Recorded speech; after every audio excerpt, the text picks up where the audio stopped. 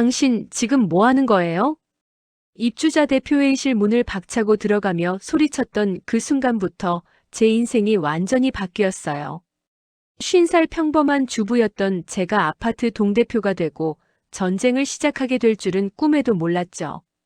그날 아침으로 돌아가 볼까요?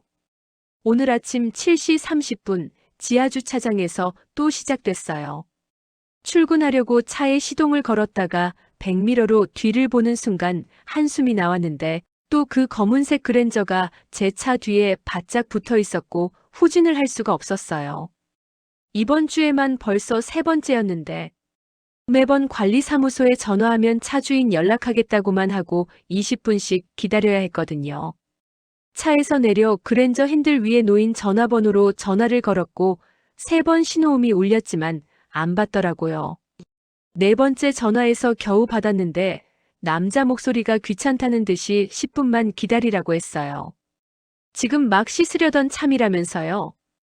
빨리 내려오라고 했더니 거기밖에 자리가 없었다며 조금만 기다리면 안 되냐고 되레 짜증을 냈고 전 당장 안 내려오면 견인 부르겠다고 하고 전화를 끊었어요.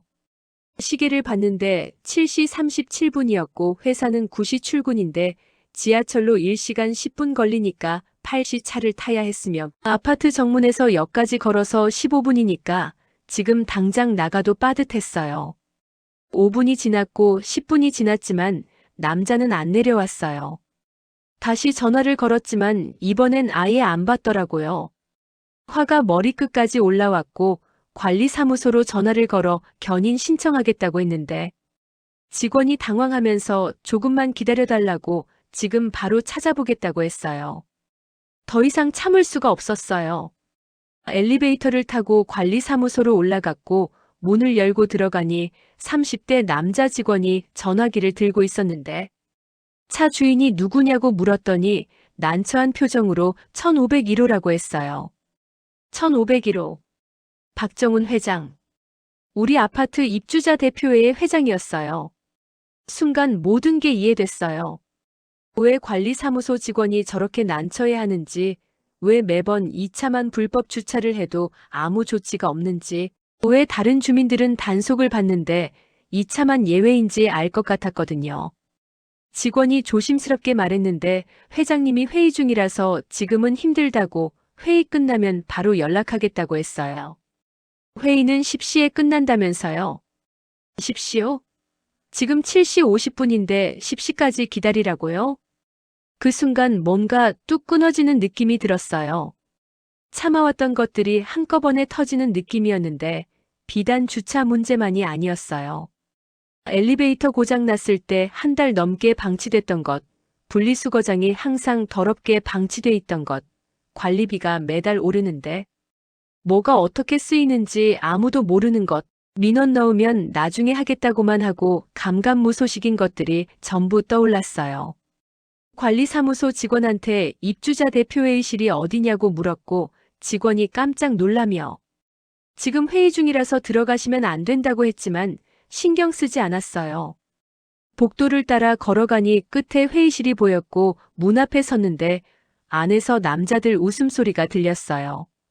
심호흡을 하고 문 손잡이를 잡았으며 있는 힘껏 밀었어요. 문이 벌컥 열렸고 안에 있던 5명의 남자들이 일제히 나를 봤어요.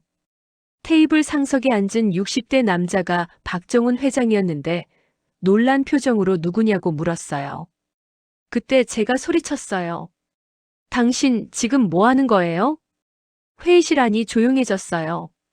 박 회장이 나를 위아래로 훑어보더니 누구냐고 여기가 어딘 줄 알고 함부로 들어오냐고 했는데 목소리에 권위가 가득했어요. 옆에 앉은 50대 남자들도 어이없다는 표정으로 나를 쳐다봤고 한 명은 핸드폰을 들어 사진을 찍으려는 것 같았어요. 501호 강민아라고 회장님 차 때문에 출근을 못하고 있다고 15분 전에 전화했는데 왜 안 내려오냐고 물었더니 박 회장이 한숨을 쉬면서 지금 중요한 회의 중인데 그런 사소한 일로 방해하냐고 했어요. 관리사무소에 말하면 알아서 처리할 거라면서요. 사소한 일이라고요? 전 지금 회사 지각하게 생겼는데 사소한 일이라고요? 그리고 회장님 차는 왜 매번 불법 주차를 해도 아무 문제가 없냐고 다른 주민들은 스티커 붙고 과태료 나오는데 왜 회장님 차만 예외냐고 물었더니 박 회장의 표정이 굳어졌어요. 잠깐 나가 있으라고 회의 끝나고 얘기하자고 했지만 전 움직이지 않았어요. 지금 당장 차 빼러 내려가시라고 안 그러면 견인 부르겠다고 했더니 박 회장이 자리에서 일어났어요. 키가 180cm는 되는 것 같았고 체격도 건장했으며 나를 내려다보며 위협하듯이 말했는데 여기가 장난하는 곳이 아니니까 나가라고 계속 이러면 경비 부르겠다고 했어요. 옆에 앉았던 남자가 박 회장 팔을 잡으며 그냥 차 빼주고 회의 계속하자고 했고 박 회장이 혀를 차면서 알겠다고 했어요. 나가면서 돌아보며 다음부턴 이런 식으로 방해하지 말라고 절차라는 게 있다면서 경고했어요. 저도 돌아보며 말했어요. 다음부턴 불법 주차하지 말라고 회장이라고 특권이 있는 게 아니라고 했더니 박 회장이 비웃듯이 웃으면서 회의실로 들어갔어요. 지하 주차장으로 내려갔을 때 박 회장이 이미 와 있었고 그랜저에 시동을 걸면서 창문을 내리더니 앞으로 조심하라고 아파트 생활하려면 예의라는 게 있다면서 경고했어요. 그리고 차를 빼더니 다른 자리도 아니고 제 차 옆자리에 주차하면서 가버렸어요. 완전히 도발이었어요. 차에 타서 핸들을 잡았는데 손이 떨렸어요. 화가 나서 떨린 건지 무서워서 떨린 건지 모르겠었는데 시계를 보니 8시 15분이었고 이미 늦었어요. 회사에 전화를 걸어 지하철 고장으로 늦는다고 거짓말을 했고 출근해서 과장한테 한 소리 들을 각오를 했어요. 회사에 도착한 건 9시 40분이었고 과장이 째려보면서 요즘 자주 늦는다고 정신 좀 차리라고 했어요. 사과했지만 속으로는 화가 났고 책상에 앉아 컴퓨터를 켰는데 일이 손에 잡히지 않았어요. 점심시간에 회사 분식집에서 김밥을 먹는데 옆 테이블에서 30대 여자 둘이 얘기하고 있었어요. 아파트 주차 문제로 스트레스 받는다고 맨날 불법 주차당해서 출근 못한다고 관리사무소에 민원 넣어도 소용없다고 하더라고요. 귀가 솔깃해서 들어보니 그 여자도 우리 아파트 주민이었어요. 906호라고 했는데 얼굴은 몰랐지만 같은 아파트 주민이라는 게 확실했어요. 다가가서 말을 걸었고 나도 오늘 아침에 똑같은 일을 겪었다고 회장 차 때문에 출근 못했다고 했더니 여자가 눈이 휘둥그레져서 진짜냐고 회장 차였냐고 물었어요. 그렇다고 했더니 여자가 한숨을 쉬면서 자기도 지난주에 똑같은 일 겪었다고 근데 관리사무소에서 회장님 차니까 이해해달라고 했다면서요. 이해요? 무슨 이해예요? 옆에 있던 다른 여자도 거들었는데 자기는 1204호인데 주차 문제뿐만 아니라 관리비도 이상하다고 매달 오르는데 명세서를 봐도 뭐가 뭔지 모르겠다고 입주자 대표회의에서 뭐 하는지 모르겠다고 했어요. 세 명이서 한참을 아파트 얘기를 하다 보니 시간이 훌쩍 지나갔고 점심시간이 끝나서 헤어졌는데 906호 여자가 연락처를 달라고 해서 카톡을 주고받았어요. 이름은 최수진이라고 했고 나보다 어려 보였는데 30대 중반쯤 됐어요. 퇴근하고 집에 돌아왔을 때 남편 준호가 이미 와 있었어요. 회계사인 남편은 보통 8시에 퇴근하는데 오늘은 일찍 온 모양이었고 거실에서 TV를 보고 있었어요. 현관문을 열고 들어가니 인사도 없이 저녁 뭐 먹을 거냐고 물었고 나는 피곤하다고 밖에서 사 먹자고 했더니 준호가 귀찮다고 집에서 라면이나 끓여 먹자고 했어요. 라면을 끓이면서 오늘 있었던 일을 얘기했어요. 주차장에서 회장차 때문에 출근 못했던 일 회의실에 쳐들어갔던 일 회장이랑 대판 싸웠던 일을 말했는데 준호는 대충 듣다가 한숨을 쉬면서 왜 괜히 시비를 거냐고 회장한테 찍히면 아파트 살기 힘들다고 조용히 살라고 했어요. 조용히 살라고요? 불법 주차당해서 회사 지각했는데 조용히 살라고요? 준호가 TV를 보면서 대충 넘어가라고 별일 아니라고 했는데 그 말이 더 화나게 만들었어요. 별일 아니라고요? 나한테는 엄청 큰일인데 별일 아니라고요? 라면을 탁 내려놓고 방으로 들어갔는데 준호는 왜 화를 내냐고 예민하다고 중얼거렸어요. 방문을 닫고 침대에 누웠는데 눈물이 날 것 같았어요. 남편한테도 이해받지 못하는 게 억울했고 오늘 하루가 너무 힘들었으며 내일도 똑같이 반복될 거라는 생각에 막막했어요. 핸드폰을 켰는데 카톡이 와 있었어요. 906호 최수진이었는데 오늘 얘기 나눠서 좋았다고 혹시 시간 되면 커피 한잔 하자고 했어요. 답장을 보냈고 이번 주말에 만나기로 했어요. 주말 아파트 단지 내 카페에서 수진을 만났어요. 30대 중반으로 보이는 수진은 쌍둥이 엄마라고 했는데 애들은 친정엄마가 봐주신다면서요. 맞벌이라서 항상 바쁘다고 했고 남편은 IT 회사 다니는데 야근이 많아서 육아는 거의 본인 혼자 한다고 했어요. 커피를 마시며 아파트 얘기를 나눴는데 수진도 불만이 많았어요. 주차 문제는 기본이고 엘리베이터는 맨날 고장나고 분리수거장은 더럽고 놀이터는 방치돼 있고 관리비는 계속 오르는데 뭐가 나아진 게 하나도 없다고 했어요. 그리고 입주자 대표회의가 뭐 하는지 모르겠다고 회의록도 안 올라오고 예산안도 제대로 공개 안 되고 주민들 의견은 듣지도 않는다면서요. 박 회장이 벌써 6년째 회장하고 있는데 누가 뽑은 것도 아니고 그냥 계속하고 있다고 이상하지 않냐고 물었어요. 이상했어요. 정말 이상했는데 그동안은 별 생각 없이 살았어요. 아파트 일은 입주자 대표회의에서 알아서 하는 줄 알았고 나는 그냥 관리비 내고 조용히 살면 되는 줄 알았거든요. 수진이 말했는데 다음 달이 동대표 선거 기간이라고 각 동마다 동대표를 새로 뽑는다고 했어요. 근데 보통은 아무도 안 나와서 박 회장이 지정하는 사람들이 당선된다고 그 사람들은 다 박 회장 사람들이라서 회의에서도 박 회장 말만 듣는다면서요. 그럼 주민들은 뭐냐고 우리 의견은 누가 대변하냐고 물었더니 수진이 쓴웃음을 지으며 그래서 아무것도 안 바뀌는 거라고 박 회장 천하라고 했어요. 그 말을 듣고 화가 났어요. 우리가 관리비를 내는데 왜 우리 의견은 무시되는 거죠? 박 회장 마음대로 하라고 우리가 돈을 내는 거예요? 수진이 나를 보더니 언니가 동대표 한번 해보는 게 어떻겠냐고 했어요. 501호가 오동이니까 오동 동대표로 출마하면 당선될 수도 있다고 언니 같은 사람이 필요하다면서요. 동대표요? 나요? 수진이 고개를 끄덕이며 언니가 회의실에 쳐들어가서 박 회장한테 대든 거.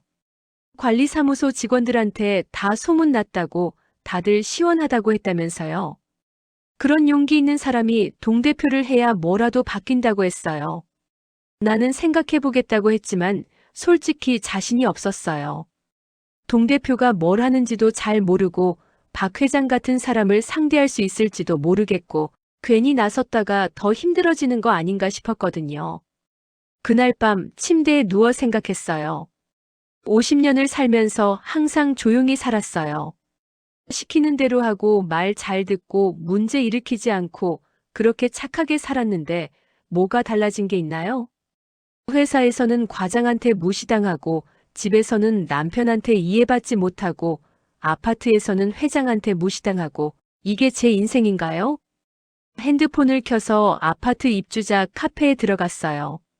예전엔 한 번도 들어가 본 적 없었는데 오늘은 궁금해서 들어가 봤는데 게시판에 글들이 많았어요.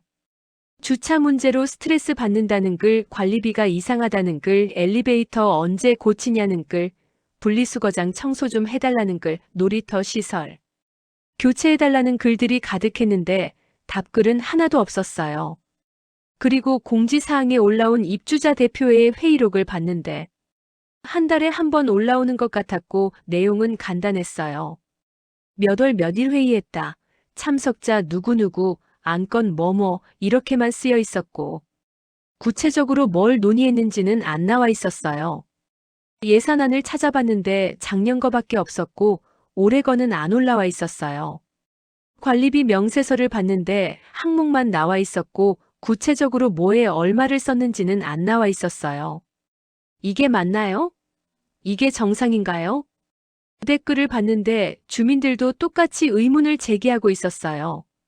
회의록 왜 이렇게 대충 쓰냐고, 예산안 언제 올리냐고, 관리비 명세 제대로 공개하라고 요구하고 있었는데 답은 하나도 없었어요. 화가 났어요. 정말 화가 났는데 동시에 이게 기회라는 생각이 들었어요. 다음 날 아침 수진한테 카톡을 보냈어요. 동대표 하겠다고 어떻게 하면 되는지 알려달라고 했더니 수진이 전화를 걸어왔고 목소리가 들떠 있었어요.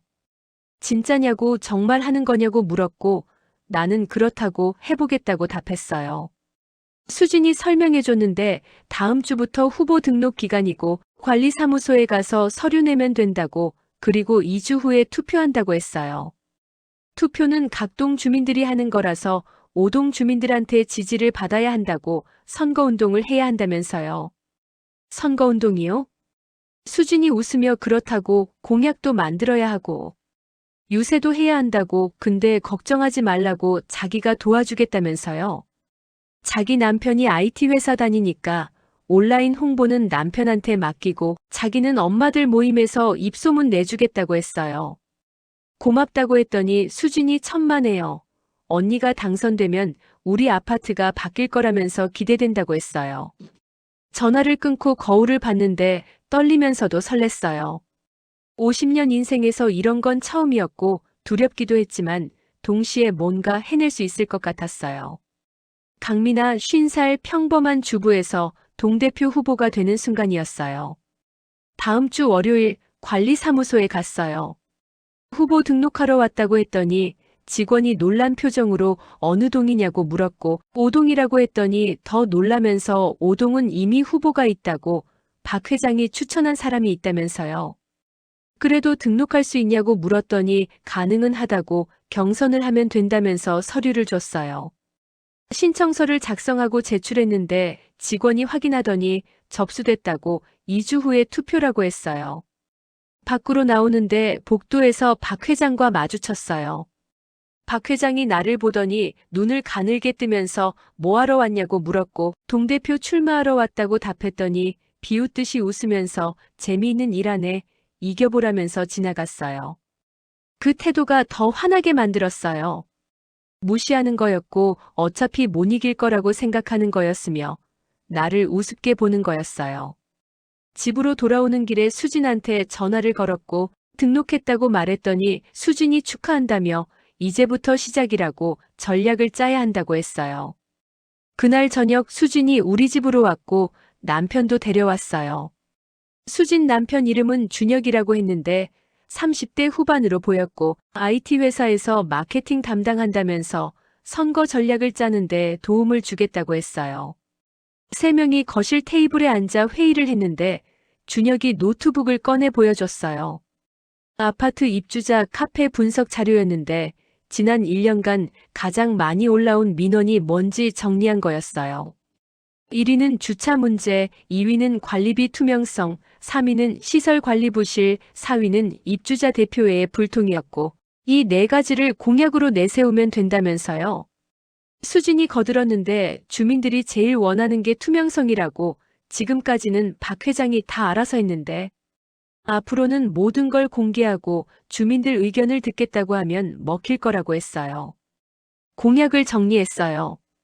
주차 문제 해결 마이너스 CCTV 설치, 불법 주차 단속 강화, 관리비 투명 공개 마이너스 매달 상세 내역 온라인 공개, 시설 관리 강화 마이너스 엘리베이터, 놀이터 등 정기 점검, 주민 소통 확대 마이너스 월 1회 주민 간담회 개최.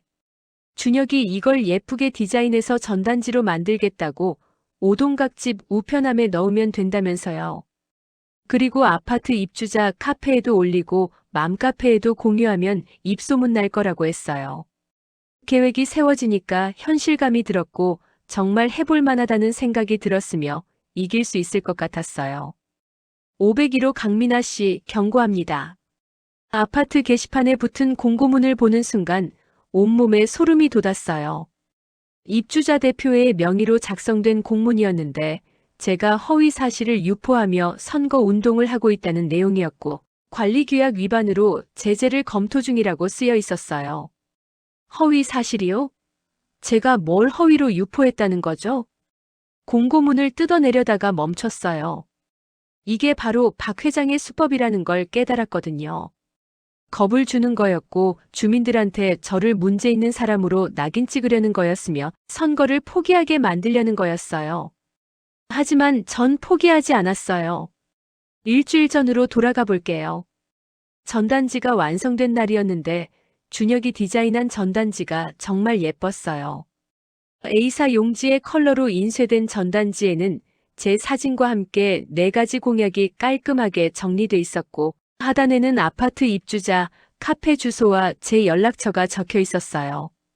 수진이 인쇄소에 맡겨서 500장을 뽑아왔고 5동이 총 120세대니까 한 집에 한 장씩 넣고도 여유가 있었어요. 남은 건 다른 동 게시판에 붙이거나 아파트 단지 내에 배포하면 된다면서요. 저녁 7시 수진과 함께 5동 각집 우편함에 전단지를 넣기 시작했어요. 1층부터 시작해서 층층이 올라가며 우편함을 열고 전단지를 넣었는데 10층쯤 올라갔을 때 어떤 할머니가 집에서 나오시더니 우리를 보셨어요. 뭐 하는 거냐고 물으시길래 동대표 출마해서 전단지 돌리고 있다고 했더니 할머니가 전단지를 받아보시더니 고개를 끄덕이셨어요. 주차 문제 해결한다고요? 그럼 찍어주겠다면서 응원한다고 하셨고 저는 감사하다고 인사드렸어요. 12층에 올라갔을 때는 30대 젊은 엄마가 문을 열고 나오면서 전단지를 받아보더니 관리비 투명 공개요? 진짜 하실 수 있어요? 라고 물었고 제가 꼭 하겠다고 매달 상세 내역 전부 공개하겠다고 했더니 그럼 꼭 뽑겠다며 파이팅 하라고 했어요. 15층까지 올라가는 동안 몇 명을 더 만났는데 대부분 긍정적이었어요. 응원한다고 꼭 당선되라고 기대한다고 말해주시는 분들이 많았고 그 말들이 힘이 됐어요. 하지만 15층에서 문제가 생겼어요. 1501호 앞에 섰을 때 문이 열렸고 박 회장이 나왔어요. 우리를 보더니 여기서 뭐 하냐고 물었고 전단지 돌리고 있다고 답했더니 비웃듯이 웃으면서 전단지를 낚아챘어요. 찢어버릴 줄 알았는데 천천히 읽더라고요. 한참을 보더니 주차 문제 해결, CCTV 설치, 돈은 어디서 나냐고 물었고 관리비 투명 공개, 지금도 다 공개하고 있는데 뭘 더 공개한다는 거냐며 비웃었어요. 제가 대답하려고 하는데 박 회장이 손을 들어막으면서 계속 말했어요. 주민 간담회는 해봤자 민원만 쏟아지고 아무것도 해결 안 된다고 자기도 처음엔 그렇게 생각했는데 해보니까 알더라고. 주민들은 다 제각각이라서 누구 말을 들어야 할지 모르겠고 결국 대표가 판단해서 결정하는 수밖에 없다면서요. 그 말이 화나게 만들었어요. 주민들 의견을 듣지도 않고 혼자 결정하겠다는 거잖아요. 박 회장이 전단지를 돌려주면서 아직 젊어서 모르는 거라고 아파트 관리가 뭔지 해보면 알게 될 거라고 근데 해볼 기회도 없을 것 같다며 돌아서서 들어가 버렸어요. 수진이 내 팔을 잡으며 괜찮냐고 물었고 나는 고개를 끄덕였지만 손이 떨리고 있었어요. 화가 나서인지 무서워서인지 몰랐지만 계속 전단지를 돌렸어요. 20층까지 올라가서 5동 전체 120세대의 전단지를 다 돌렸을 때는 밤 10시가 넘었고 다리가 아팠지만 뿌듯했어요. 다음 날 아침 출근하기 전에 아파트 입주자 카페에 들어가 봤어요. 준혁이 어젯밤에 제 공약을 정리해서 게시판에 올렸다고 했는데 들어가 보니 조회수가 500이 넘었고 댓글이 30개나 달려 있었어요. 댓글을 읽어봤는데 대부분 긍정적이었어요. 응원한다. 꼭 당선되길 바란다. 공약 좋다. 투표하겠다는 댓글들이 많았고 몇몇은 구체적으로 어떻게 실행할 거냐고 질문하기도 했어요. 하지만 부정적인 댓글도 있었어요. 말만 번지르르하다. 실현 가능성이 없다. 포퓰리즘이다. 현실을 모르는 소리다 같은 댓글들이었는데 아이디를 보니 익명이거나 새로 만든 계정들이었어요. 박 회장 사람들이 쓴 거라는 게 뻔했어요. 댓글에 답글을 달기 시작했어요. 구체적인 실행 방안을 설명했고 예산 계획도 설명했으며 다른 아파트 사례도 들어가며 충분히 가능하다고 답변했어요. 출근 시간이 돼서 회사로 갔는데 점심시간에 다시 카페에 들어가 보니 댓글이 50개로 늘어나 있었고 조회수는 1000이 넘었어요. 오동뿐만 아니라 다른 동 주민들도 관심을 보이고 있었고 다른 동도 이렇게 해달라는 댓글들이 달리고 있었어요. 사흘 후 문제가 터졌어요. 아침에 출근하려고 엘리베이터를 기다리는데 옆동 아주머니가 다가와서 물었어요. 오동 동대표 출마하신 분 맞냐고 그렇다고 했더니 아주머니가 조심스럽게 말했는데 어제 입주자 대표회의에서 저에 대해 얘기가 나왔다면서요. 무슨 얘기냐고 물었더니 박 회장이 제가 허위 사실을 유포하고 있다고 했대요. 관리비가 불투명하다는 건 사실무근이고 시설 관리가 부실하다는 것도 과장이며 주민들을 선동하고 있다면서 문제 삼았다고 했어요. 그리고 오늘 게시판에 공고문을 붙일 거라면서 조심하라고 귀띔해 주셨어요. 회사에 가서도 신경이 쓰였고 점심시간에 집에 전화를 걸어 남편한테 아파트 게시판 좀 확인해 달라고 했더니 준호가 귀찮아하면서 왜 그런 거에 신경 쓰냐고 일이나 열심히 하라고 했어요. 퇴근하고 집에 돌아와 게시판을 보러 갔는데 정말 붙어 있었어요. 501호 강민아 씨 경고합니다라는 제목의 공고문이었고 A사 용지에 인쇄돼서 게시판 한가운데에 붙어 있었어요. 내용을 읽어보니 제가 선거운동 과정에서 허위 사실을 유포했고 입주자 대표회의를 비방했으며 관리규약을 위반했다는 거였어요. 그래서 관리규약 제정조에 따라 제재를 검토 중이며 즉시 선거운동을 중단할 것을 권고한다는 내용이었어요. 손이 떨렸고 얼굴이 화끈거렸으며 주변을 보니 몇몇 주민들이 공고문을 보고 있었어요. 저를 쳐다보는 시선이 느껴졌고 수군거리는 소리가 들렸어요. 집으로 돌아와 수진한테 전화를 걸었고 상황을 설명했더니 수진이 화를 내며 이건 명백한 선거 방해라고 가만히 있으면 안 된다면서 준혁이랑 같이 가겠다고 했어요. 1시간 후 수진 부부가 왔고 준혁이 노트북을 꺼내 보여줬어요. 관리규약을 찾아봤는데 제가 위반한 조항이 없다면서요. 선거운동은 자유고 공약 제시도 자유며 입주자 대표의 비판도 표현의 자유라고 했어요. 오히려 박 회장이 문제라고 했어요. 입주자 대표의 명의로 특정 후보를 탄압하는 건 선거 방해이고 이건 관리규약 위반이라면서요. 수진이 맞받아치자고 했어요. 우리도 공고문을 붙이자고 박 회장의 선거 방해 행위를 알리고 관리규약 위반을 지적하는 공고문을 만들어서 게시판에 붙이자고 했어요. 준혁이 바로 공고문을 작성했고 제목은 입주자 대표회의의 선거 방해에 대한 항의였어요. 내용은 박 회장이 공정한 선거를 방해하고 있으며 이는 명백한 관리규약 위반이고 주민들의 선택권을 침해하는 행위라는 거였어요. 다음 날 아침 게시판에 가서 우리 공고문을 붙였어요. 박 회장 공고문 바로 옆에 붙였는데 2개의 공고문이 나란히 붙어 있으니 마치 전쟁터 같았어요. 그날 오후 관리사무소에서 연락이 왔어요. 박 회장이 저를 만나고 싶다고 했고 관리사무소로 오라면서요. 가지 않겠다고 했더니 직원이 난처해하면서 회장님이 꼭 만나고 싶다고 중요한 얘기가 있다고 했어요. 수진한테 연락했고 같이 가자고 했더니 수진이 준혁이도 데려가자면서 셋이서 관리사무소로 갔어요. 회의실에 들어가니 박 회장이 혼자 앉아 있었고 우리를 보더니 왜 셋이 왔냐고 물었어요. 수진이 증인이 필요하다면서 앉았고 준혁도 옆에 앉았어요. 박 회장이 한숨을 쉬면서 말했어요. 강민아 씨 공약 받는데 현실성이 없다고 CCTV 설치하는 데만 몇천만 원이 들어가는데 그 돈을 어디서 구할 거냐고 관리비 올릴 거냐고 물었어요. 준혁이 대신 답변했어요. 잡수입 항목을 보니 연간 8천만 원 정도 되는데 그게 어디에 쓰이는지 명세가 없다고 거기서 예산을 재조정하면 CCTV 설치 가능하다고 했어요. 박 회장의 표정이 굳었어요.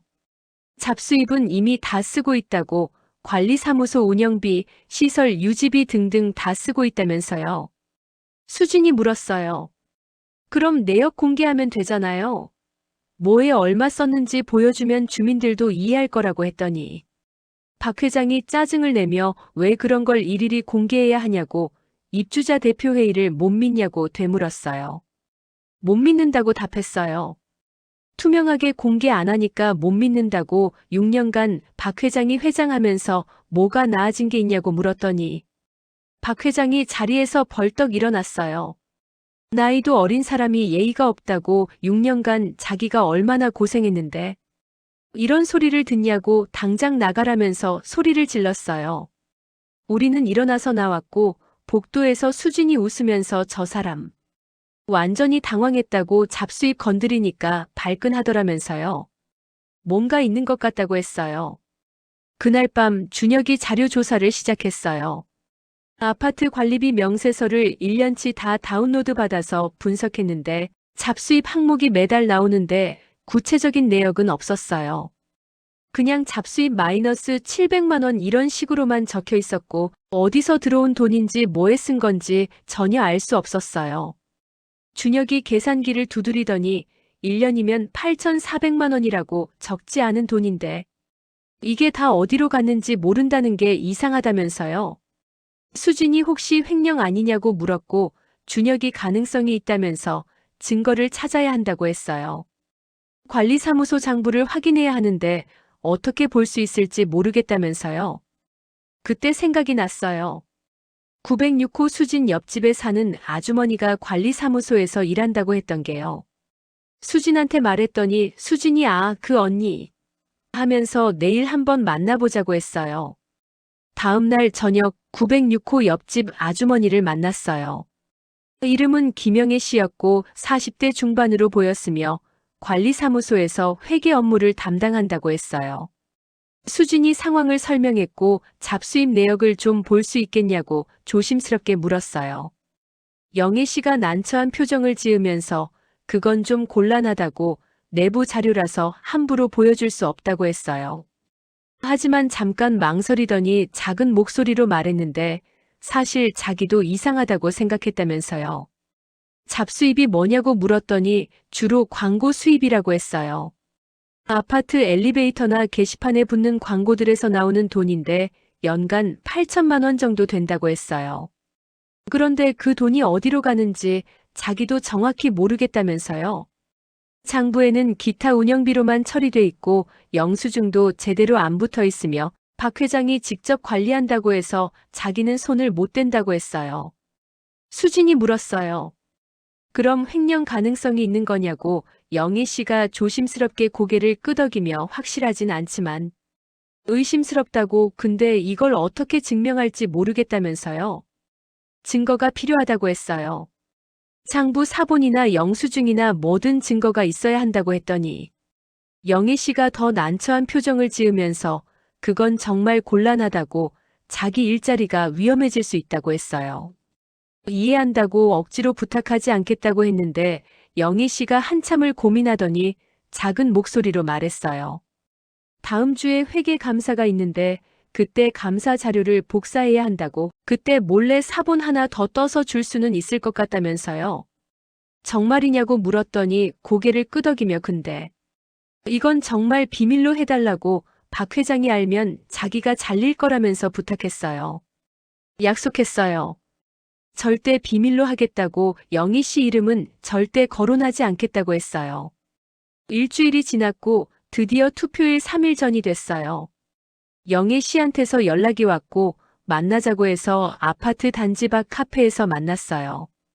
영희 씨가 조심스럽게 서류 봉투를 건넸는데 손이 떨리고 있었어요. 집에 돌아와 봉투를 열어보니 회계장부 사본이 들어있었고 잡수입 항목이 상세하게 나와 있었어요. 광고 수입이 매달 700만 원씩 들어오는데 지출 내역을 보니 이상했어요. 기타 운영비로 처리된 항목들이 많았는데 영수증이 없는 것도 있었고 있어도 금액이 부풀려진 것 같았어요. 예를 들어 회의 식사비 마이너스 200만 원 같은 게 매달 나오는데 회의가 한 달에 한 번인데 식사비가 200만 원이 나올 리가 없었어요. 그리고 자물료라는 항목도 있었는데 매달 300만 원씩 나가고 있었고 받는 사람은 박오호였어요. 박 회장 본인이었어요. 준혁이 계산했는데 1년이면 자물료만 3,600만 원이고 부풀려진 식사비나 운영비까지 합치면 거의 5천만 원이 횡령된 것 같다면서요. 이건 결정적 증거였어요. 수진이 이걸 어떻게 할 거냐고 물었고 나는 공개하겠다고 답했어요. 투표 전에 주민들한테 알려야 한다고 박 회장이 얼마나 부패했는지 보여줘야 한다고 했어요. 준혁이 아파트 카페에 올리겠다고 했고 제목은 입주자 대표회의 잡수입 횡령 의혹으로 하겠다면서 자료를 정리하기 시작했어요. 투표 이틀 전 밤 10시 준혁이 게시글을 올렸어요. 제목 입주자 대표회의 잡수입 횡령 의혹 마이너스 증거 자료 공개. 내용에는 회계장부 사본 사진이 첨부돼 있었고 의심스러운 항목들이 빨간색으로 표시돼 있었어요.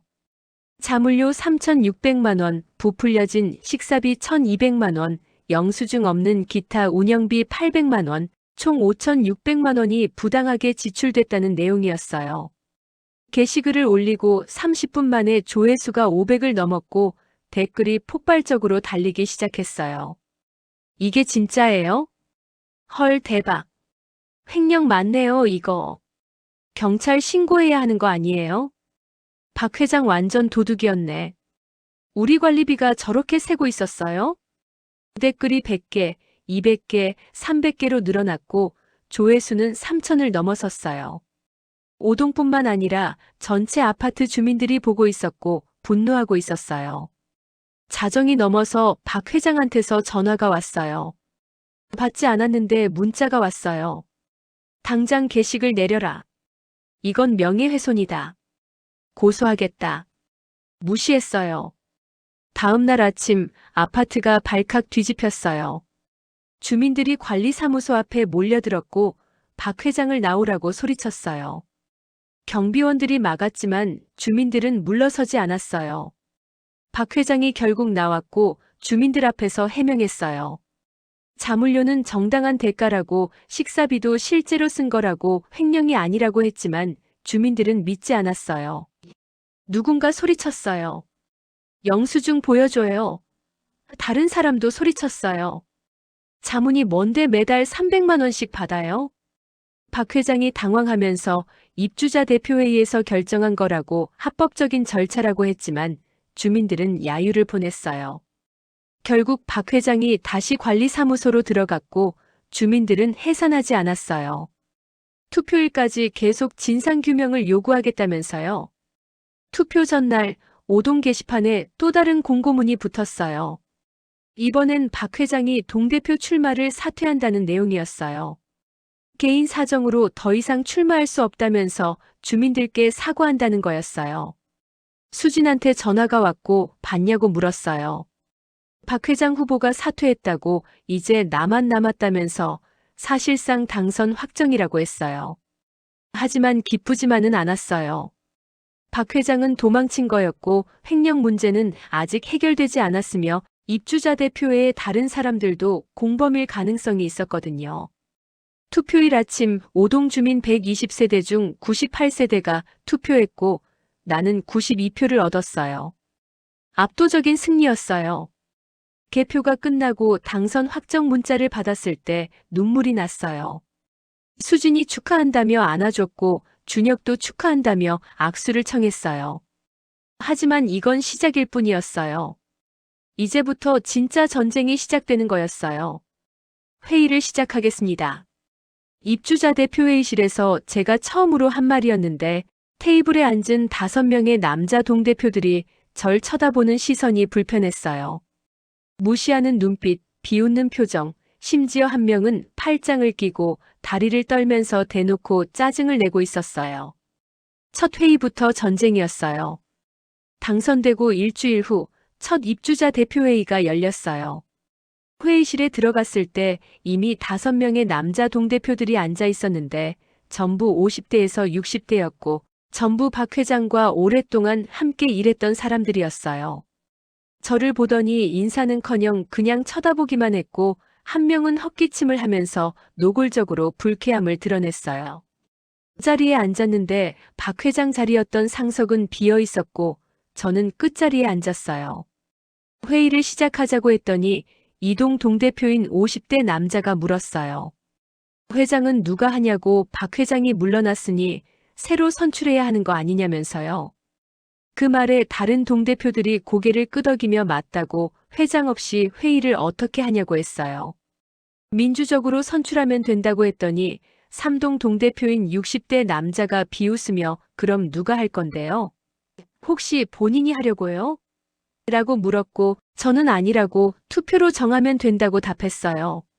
사동 동대표인 50대 남자가 웃으면서 그럼 내가 하죠. 내가 제일 오래 했으니까 라고 했는데 다른 동대표들이 박수를 치면서 찬성했어요. 단 1초도 안 걸렸고 투표도 없었으며 그냥 결정됐어요. 이게 민주적 절차냐고 물었더니 새로 뽑힌 사동 회장이 우리는 원래 이렇게 한다고 빠르고 효율적이라면서 웃었어요. 회의 안건으로 넘어갔는데 첫 번째가 관리비 인상이었어요. 사동 회장이 설명했는데 인건비가 올랐고 유지비도 올랐으니 관리비를 5% 인상해야 한다면서 자료를 돌렸어요. 자료를 봤는데 이상했어요. 인건비 인상률이 20%라고 돼 있었는데 최저임금이 5% 오른 걸로 아는데 왜 20%나 오른 거냐고 물었더니 사동 회장이 짜증을 내며 그건 전문가들이 계산한 거라고 의심하지 말라면서요. 전문가가 누구냐고 물었더니 관리사무소 소장이라고 했고 소장을 불러달라고 했더니 사동 회장이 왜 불러요? 우리가 믿고 결정하면 되는 거 아니냐며 화를 냈어요. 그럼 상세 내역을 공개해달라고 했더니 이동 동대표가 한숨을 쉬면서 뭘 그렇게 꼬치꼬치 따지냐고 원래 이렇게 안 했다며 불평했어요. 참다 못해 말했어요. 저는 주민들 표를 받고 왔고 주민들이 관리비 투명성을 요구했으니 당연히 따져야 한다고 여러분들도 주민 대표 아니냐고 물었더니 육동 동대표가 비웃으며 우린 원래 대표였고 당신만 새로 온 거라면서 적응하라고 했어요. 적응이요? 부당한 관리비 인상에 적응하라고요? 회의는 1시간 만에 끝났고 아무것도 결정되지 않았어요. 제가 반대할 때마다 다른 동대표들이 짜증을 냈고 사동 회장은 회의를 중단하면서 다음 회의 때 다시 논의하자며 일어섰어요. 나가면서 중얼거리는 소리가 들렸는데 여자가 왜 저렇게 까다로워? 박 회장 때가 좋았지 같은 말들이었어요. 복도에서 수진이 기다리고 있었고 어땠냐고 물었는데 최악이었다고 답했어요. 수진이 예상했다면서 그 사람들 다 박 회장 사람들이니까. 당연히 비협조적일 거라고 근데 포기하지 말라고 했어요. 집에 돌아와 소파에 앉았는데 남편 준호가 TV를 보고 있었고 회의 어땠냐고 물어서 상황을 설명했더니 준호가 한숨을 쉬면서 그럴 줄 알았다고 그만두는 게 어떻겠냐고 했어요. 그만두라고요? 겨우 시작했는데 벌써 그만두라고요? 준호가 스트레스 받는 거 보기 싫다고 그냥 조용히 살자고 했는데 그 말이 더 화나게 만들었어요. 조용히 살면 뭐가 바뀌나요? 아무것도 안 바뀌잖아요. 방으로 들어가서 문을 닫았는데 핸드폰이 울렸어요. 수진이었고 내일 주민 간담회 하는 거 준비됐냐고 물었어요. 주민 간담회요? 맞아요. 공약으로 내걸었던 거였어요. 월 1회 주민 간담회 개최. 준비 시작했어요. 다음 주 토요일 첫 주민 간담회가 열렸어요. 장소는 아파트 커뮤니티 센터였고 시간은 오후 2시였는데 얼마나 올지 걱정했는데 30명이 넘게 왔어요. 대부분 30대, 40대 주부들이었고 몇몇 젊은 부부들도 있었어요. 시작하면서 제 소개를 했고 앞으로 매달 이렇게 주민 간담회를 열어서 의견을 듣고 문제를 해결하겠다고 말했어요. 그리고 자유롭게 얘기해달라고 했더니 손이 올라가기 시작했어요. 첫 번째 질문은 주차 문제였어요. 40대 아주머니가 일어나서 불법 주차 때문에 너무 힘들다고 CCTV 설치는 언제 하냐고 물었고 예산 확보 중이라고 다음 달 입주자 대표회의에서 다시 상정하겠다고 답했어요. 두 번째 질문은 엘리베이터였어요. 30대 엄마가 엘리베이터가 자주 고장난다고 특히 사모기는 한 달에 2~3번씩 멈춘다며 점검 좀 제대로 해달라고 했어요. 정기 점검 강화하겠다고 답했어요. 세 번째 질문은 놀이터였어요. 젊은 엄마가 놀이터 시설이 너무 낡았다고 그네는 녹슬었고 미끄럼틀은 금이 가 있다며 위험하다고 했어요. 교체 예산을 확보하겠다고 답했어요. 네 번째 질문은 분리수거장이었어요. 50대 아주머니가 분리수거장이 너무 더럽다고 냄새도 나고 쓰레기도 넘친다며 관리 좀 제대로 해달라고 했어요. 청소 횟수를 늘리겠다고 답했어요. 다섯 번째 질문에서 터졌어요. 60대 할머니가 일어나서 말했는데 박 회장 횡령 사건은 어떻게 되는 거냐고, 경찰 신고는 했냐고, 돈은 돌려받을 수 있냐고 물었고 다른 주민들도 맞다면서 야유를 보냈어요. 경찰 신고는 아직 안 했다고, 증거를 더 확보하고 있다고 답했더니 한 아주머니가 소리쳤어요. 뭘 더 확보해요? 증거 다 있잖아요. 빨리 신고하세요. 다른 주민들도 맞다며 소리쳤고 분위기가 뜨거워졌어요. 알겠다고, 이번 주 안에 신고하겠다고 약속했더니 박수가 터졌어요. 간담회가 끝나고 주민들이 하나둘 다가와서 악수를 청했고 응원한다고, 힘내라고, 잘하고 있다고 말해줬어요. 그 말들이 힘이 됐어요. 다음 날 경찰서에 갔어요. 수진이 같이 가줬고 민원실에 가서 횡령 신고를 하겠다고 했더니 경찰관이 자리로 안내했어요. 상황을 설명했고 증거 자료를 제출했는데 회계장부 사본과 분석 자료였어요. 경찰관이 자료를 보더니 이게 어떻게 확보한 거냐고 물었고 내부 제보라고 답했더니 제보자 신원을 밝힐 수 있냐고 물었어요. 영애 씨를 보호해야 했기에 밝힐 수 없다고 익명 제보라고 했어요. 경찰관이 고개를 끄덕이며 접수하겠다고, 조사 들어가겠다면서 영수증을 줬어요. 사건 번호가 적혀 있었고 이제 공식적으로 수사가 시작된 거였어요. 경찰서를 나오는데 수진이 이제 시작이라고, 박 회장 끝났다면서 웃었어요. 저도 웃었는데 동시에 불안했어요. 박 회장이 가만히 있을 리 없었거든요. 사흘 후 예상대로 박 회장이 반격해 왔어요. 아침에 핸드폰을 켰는데 문자가 와 있었는데 변호사 사무실에서 온 거였어요. 내용 증명이라고 명예훼손으로 고소했다는 거였고 5천만 원 손해배상 청구라고 적혀 있었어요. 손이 떨렸고 수진한테 전화를 걸어 상황을 설명했더니 수진이 당황하면서 변호사 선임해야 한다고, 준혁이한테 아는 변호사 있는지 물어보겠다면서 전화를 끊었어요. 회사에 가서도 신경이 쓰였고 점심시간에 수진한테서 연락이 왔는데 준혁이 아는 변호사를 찾았다고 상담 한번 받아보라면서 연락처를 보내줬어요. 퇴근하고 변호사 사무실에 갔는데 30대 여자 변호사였고 이름은 최지연이라고 했어요. 상황을 설명했고 박 회장한테서 온 내용 증명을 보여줬더니 변호사가 자료를 보면서 웃었어요. 이거 허술하고 겁주려는 거라면서 걱정하지 말라고 했어요.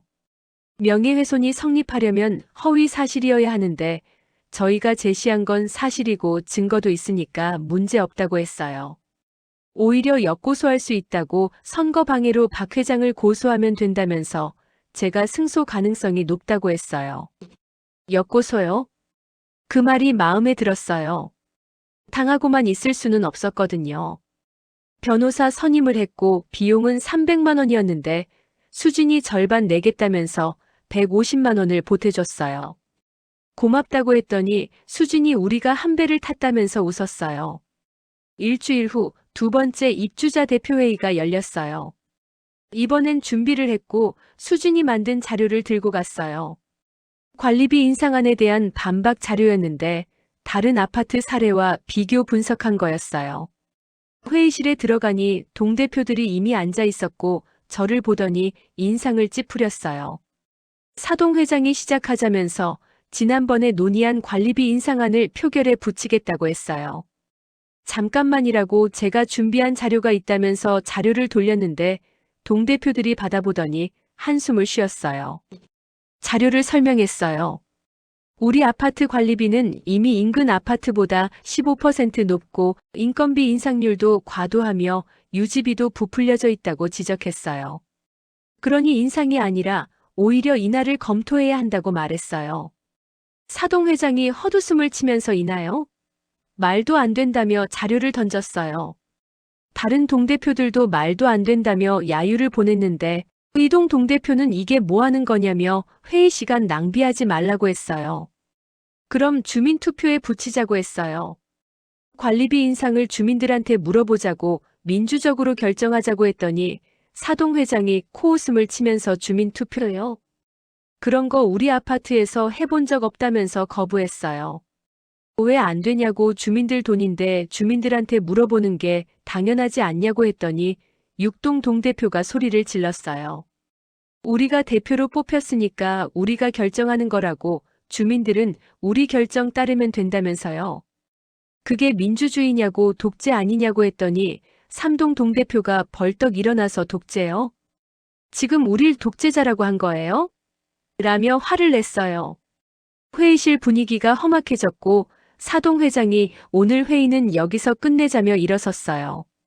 나가면서 돌아보며 다음 회의까지 생각 좀 하고 오라고 계속 이러면 혼자 고립될 거라며 경고했어요. 회의실을 나오는데 복도에서 누가 기다리고 있었어요. 906호 옆집 영희 씨였는데 얼굴이 창백했고 다가와서 작은 목소리로 물었어요. 경찰 조사 나왔냐고 관리사무소에 형사가 왔다면서요. 정말이냐고 물었더니 고개를 끄덕이며 오늘 아침에 왔다고 장부 보여달라고 해서 다 보여줬다고 박 회장도 조사받으러 경찰서 갔다면서요. 드디어 시작됐구나 싶었어요. 영희 씨한테 고맙다고 영희 씨 덕분이라고 했더니 영희 씨가 눈물을 글썽이며 아니라고 언니 덕분이라고 언니가 용기를 줬다면서 고개를 숙였어요. 집으로 돌아오는데 핸드폰이 울렸고 모르는 번호였는데 받았더니 기자였어요. 5일보 기자라면서 박 회장 횡령 사건 취재 중인데 인터뷰 가능하냐고 물었어요. 어떻게 알았냐고 물었더니 경찰 출입 기자라면서 오늘 박 회장이 조사받으러 왔다고 아파트 입주자 대표의 횡령 사건이라서 기사화하려고 한다면서요. 인터뷰하겠다고 했어요. 이걸 세상에 알려야 한다고 생각했거든요. 다음 날 기자를 만났어요. 아파트 단지 밖 카페에서 만났는데 30대 남자 기자였고 녹음기를 꺼내놓고 질문을 시작했어요. 어떻게 횡령을 알게 됐는지, 증거는 어떻게 확보했는지, 박 회장은 어떤 사람인지, 입주자 대표회의는 어떻게 운영되고 있는지 물었고 저는 솔직하게 답변했어요. 1시간 넘게 인터뷰를 했고 기자가 만족스러워하면서 좋은 기사 쓰겠다고 내일 조간에 실릴 거라면서 갔어요. 다음 날 아침 인터넷 뉴스에 기사가 떴어요. 제목 50대 주부 아파트 횡령 파헤치다. 5천만 원 부당 집행 의혹. 기사에는 제 사진도 실렸고 인터뷰 내용이 자세히 나와 있었으며 박 회장 사진도 함께 실렸어요. 댓글이 폭발적으로 달렸는데 대부분 응원하는 내용이었어요. 멋있네요. 이런 분이 진짜 영웅이죠. 우리 아파트도 이런 분 필요해요. 박 회장 처벌받아야죠. 기사가 포털 사이트 메인에 올라갔고 조회수가 10만을 넘어섰어요. TV 뉴스에도 나왔고 저녁 9시 뉴스 사회면에서 다뤘어요. 핸드폰이 불났고 모르는 번호에서 전화가 계속 왔는데 대부분 다른 아파트 주민들이었어요. 우리 아파트도 와줄 수 있냐고 강연 좀 해달라고 자문 좀 해달라는 요청들이 쏟아졌어요. 일주일 후 경찰 조사 결과가 나왔어요. 박 회장이 5년간 총 2억 원을 횡령한 게 드러났고 구속됐어요. 다른 동대표들도 공범 혐의로 조사받기 시작했고 사동 회장은 회장직에서 사퇴했어요. 입주자 대표회의가 사실상 와해됐고 임시회장을 선출해야 하는 상황이 됐는데 남은 동대표들이 저를 지목했어요. 어차피 당신밖에 없다면서요. 회장이 됐어요. 50살 평범한 주부가 아파트 입주자 대표회의 회장이 된 거예요. 첫 회의를 소집했고 이번엔 분위기가 달랐어요.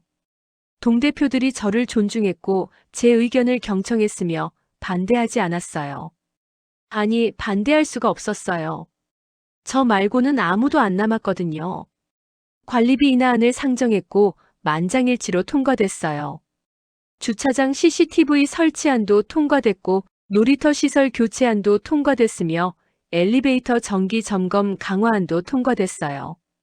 회의가 끝나고 나오는데 복도에 주민들이 기다리고 있었어요. 박수를 쳐줬고 사진을 찍자고 했으며 악수를 청했어요. 수진이 달려와서 안아주며 축하한다고 해냈다고 정말 대단하다면서 울었어요. 저도 울었어요. 한 달 후 주민총회가 열렸어요.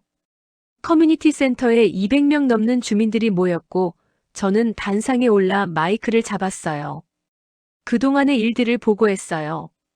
박 회장 횡령 사건, 관리비 인하, 시설 개선, 앞으로의 계획들을 설명했고 주민들은 박수로 화답했어요. 마지막으로 말했어요. 이건 제가 혼자 한 게 아니라고 주민 여러분이 함께 해주셔서 가능했다고 앞으로도 계속 여러분 목소리를 듣겠다고 투명하게 운영하겠다고 약속했어요. 기립박수가 터졌고 환호성이 들렸으며 누군가 소리쳤어요. 강미나 회장님 만세. 웃음이 났어요. 50년을 살면서 이런 환호를 받을 줄은 몰랐거든요. 집으로 돌아오는데 남편 준호가 현관에서 기다리고 있었어요. 처음으로 진심 어린 미소를 지으며 말했어요. 수고했다고, 대단하다고, 자랑스럽다고. 그 말이 가장 기뻤어요. 3개월 후 놀라운 일이 생겼어요. 다른 동 주민들이 저한테 와서 자기 동 동대표로 출마해달라고 했어요. 자기들도 오동처럼 바꾸고 싶다면서요. 고민했지만 거절했어요. 한 동도 관리하기 바쁜데 여러 동을 어떻게 하냐고 대신 여러분이 직접 출마하라고 제가 도와주겠다고 했어요. 그래서 시작됐어요. 미나스쿨이라고 수진이 이름 붙인 동대표 후보 교육 프로그램이었는데 매주 토요일 커뮤니티 센터에서 열렸고 30명 넘는 주민들이 참여했어요. 동대표가 뭘 하는지, 어떻게 출마하는지, 어떻게 선거 운동하는지, 당선되면 뭘 해야 하는지 교육했고 수진과 준혁도 강사로 참여했어요. 6개월 후 전체 동대표 선거에서 우리 교육생 10명이 당선됐어요. 입주자 대표회의가 완전히 바뀌었고 이제는 주민 중심으로 운영되기 시작했어요. 우리 아파트가 달라지고 있었어요. 강미나 회장님, 인터뷰 부탁드립니다. 아파트 정문 앞에 기자들이 몰려들었던 날을 잊을 수 없어요. 카메라 플래시가 터지고 마이크가 쏟아지고 질문 공세가 이어졌는데 이게 진짜 내 인생이 맞나 싶었어요. 50년을 평범하게 살았던 주부가 갑자기 유명인이 된 거였거든요. 그날은 박 회장 1심 선고 공판이 있던 날이었어요. 1년 전으로 돌아가 볼게요. 박 회장 재판이 시작됐고 저는 증인으로 법정에 섰어요. 증인석에 앉아 박 회장을 봤는데 초췌해 보였어요. 교도소 수감복을 입고 있었고 머리는 허옇게 세었으며 예전에 당당하던 모습은 어디에도 없었어요. 검사가 질문했어요. 어떻게 횡령을 알게 됐는지, 증거는 어떻게 확보했는지, 박 회장의 평소 행태는 어땠는지 물었고 저는 솔직하게 답변했어요. 박 회장 변호사가 반대 신문을 했는데 제가 원한을 품고 있는 거 아니냐고 개인적인 감정으로 박 회장을 모함하는 거 아니냐고 공격했지만 저는 침착하게 답변했어요. 증거가 있고 회계장부가 있으며 사실만 말하고 있다고 했어요. 재판은 3개월간 이어졌고 여러 증인들이 나왔으며 회계 전문가도 나와서 횡령 규모를 증언했어요. 결국 총 2억 3천만 원이 횡령된 걸로 드러났고 박 회장뿐만 아니라 사동 회장도 공범으로 기소됐어요. 1심 선고 공판날 법정은 사람들로 가득 찼고 저와 수진도 방청석에 앉았어요. 판사가 들어왔고 선고가 시작됐어요. 징역 3년, 집행유예 5년, 사회봉사 200시간. 실형은 아니었지만 유죄였고 박 회장은 고개를 떨어뜨렸어요. 사동 회장은 징역 2년에 집행유예 4년을 받았고 둘 다 향후 10년간 입주자 대표 활동이 금지됐어요. 법정을 나오는데 기자들이 몰려들었고 소감이 어떠냐고, 앞으로 계획이 뭐냐고, 다른 아파트에도 이런 문제가 있다고 생각하냐고 질문 공세를 퍼부었어요. 다른 아파트에도 분명히 있을 거라고 주민들이 관심을 가지고 감시해야 한다고 투명성이 가장 중요하다고 답변했고 그 인터뷰가 저녁 뉴스 톱으로 나갔어요. 그 후로 제 삶이 완전히 바뀌었어요.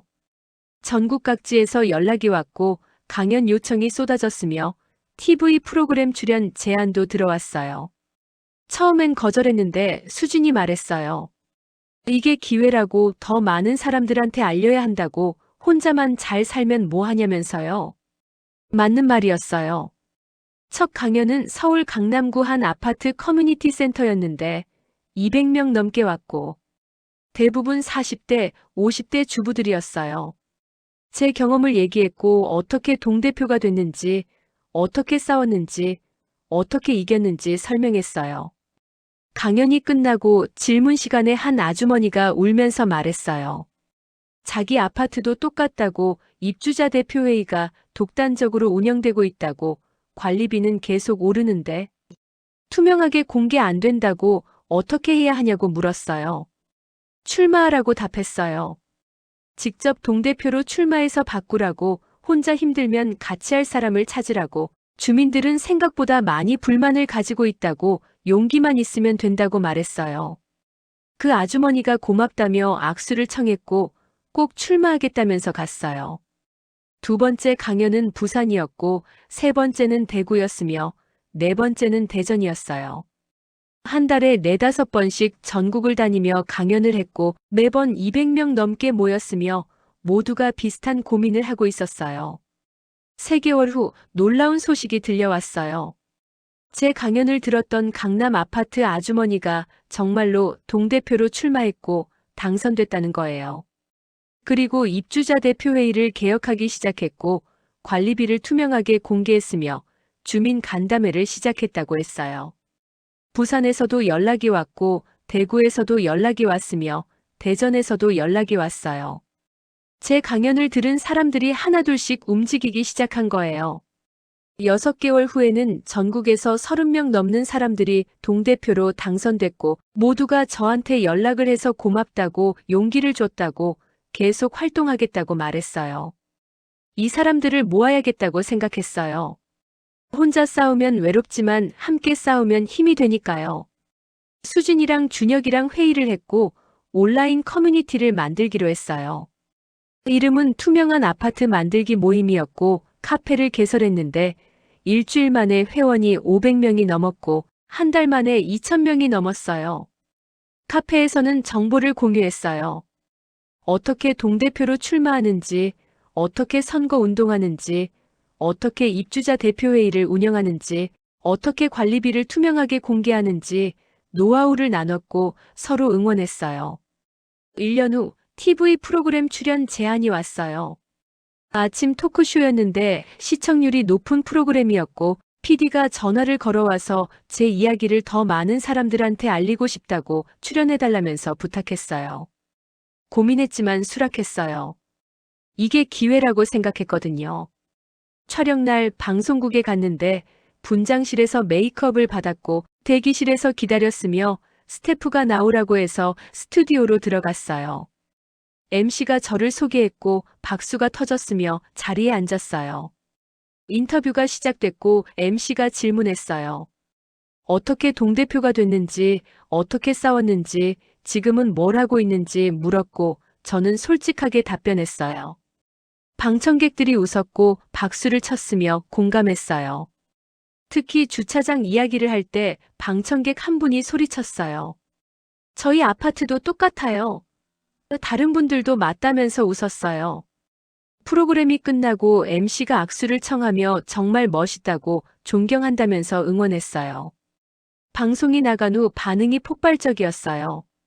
포털 사이트 실시간 검색어 1위에 제 이름이 올라갔고 카페 회원이 하루 만에 1만 명이 늘었으며 전화가 불났어요. 그런데 좋은 일만 있던 건 아니었어요. 악플도 달렸고 비난도 받았으며 협박 전화도 왔어요. 일부 사람들은 제가 유명세를 탄다고, 정치하려고 한다고, 돈 벌려고 한다고 비난했고 심지어 가족을 건드리는 댓글도 있었어요. 남편 준호가 걱정했어요. 너무 나서지 말라고, 조용히 살자고, 이제 그만하는 게 어떻겠냐고 말했는데 예전 같으면 그랬을 거예요. 준호 말 듣고 조용히 살았을 거예요. 하지만 이제는 달랐어요. 준호한테 말했어요. 나는 계속할 거라고, 이게 내가 할 수 있는 일이라고, 더 많은 사람들을 돕고 싶다고 했더니 준호가 한숨을 쉬었어요. 그리고 놀랍게도 말했어요. 알았다고, 하고 싶은 대로 하라고, 자기가 지켜주겠다면서요. 그 말이 고마웠어요. 결혼 25년 만에 처음으로 남편한테 지지받는 느낌이었거든요. 2년 후 더 큰 기회가 왔어요. 국토교통부에서 연락이 왔고, 아파트 관리, 투명성 강화 방안을 논의하는 정책자문위원으로 위촉하고 싶다면서 제안했어요. 정부 위원회요? 수진이 환호성을 지르며 대박이라고, 이제 정말 제도가 바뀔 수 있다고 꼭 하라면서 등을 떠밀었어요. 수락했고 첫 회의에 참석했는데 장관님도 계셨고 국회의원들도 있었으며 전문가들도 많았어요. 저는 현장 목소리를 대변하는 역할이었고 실제 아파트에서 일어나는 문제들을 설명했어요. 회의는 6개월간 이어졌고 여러 안건을 논의했으며 결국 법이 개정됐어요. 아파트 관리 투명성 강화법이라는 이름으로 국회를 통과했고 주요 내용은 이랬어요. 관리비 명세 온라인 의무 공개, 입주자 대표의 회의록 의무 공개, 잡수입 사용 내역 투명 공개, 주민감사 청구권 강화, 부정행위 신고 포상금 제도. 법이 통과되던 날 국회 방청석에 앉아 있었는데 눈물이 났어요. 3년 전 지하주차장에서 화났던 그날부터 여기까지 왔다는 게 믿기지 않았고 작은 주부의 분노가 법을 바꿨다는 게 감동적이었어요. 3년 후 우리 아파트는 완전히 달라져 있었어요. 주차장에는 CCTV가 설치됐고 불법 주차는 사라졌으며 모두가 규칙을 지켰어요. 놀이터는 새 시설로 교체됐고 아이들이 안전하게 놀았으며 엄마들도 안심했어요. 엘리베이터는 정기 점검을 받았고 고장이 줄어들었으며 주민들이 편하게 이용했어요. 분리수거장은 깨끗하게 관리됐고 냄새도 안 났으며 재활용률도 올라갔어요. 관리비는 15% 인하됐고 명세는 매달 온라인에 공개됐으며 주민들은 어디에 돈이 쓰이는지 다 알 수 있었어요. 입주자 대표회의는 투명하게 운영됐고 회의록도 공개됐으며 주민 간담회도 매달 열렸어요. 그리고 가장 큰 변화는 주민들이었어요. 예전엔 무관심했는데 이제는 관심을 가지고 지켜봤고 의견을 냈으며 참여했어요. 아파트가 우리 거라는 걸 깨달은 거예요. 어느 토요일 오후 아파트 커뮤니티 센터에서 작은 파티가 열렸어요. 미나스쿨 3주년 기념 파티였는데 교육생들이 다 모였고 전국에서 온 동대표들도 왔으며 총 100명 넘게 모였어요. 케이크가 나왔고 촛불을 불었으며 박수가 터졌어요. 한 명씩 돌아가며 소감을 말했는데 모두가 비슷했어요. 고맙다고, 인생이 바뀌었다고, 이제는 당당하게 살고 있다고 말했어요.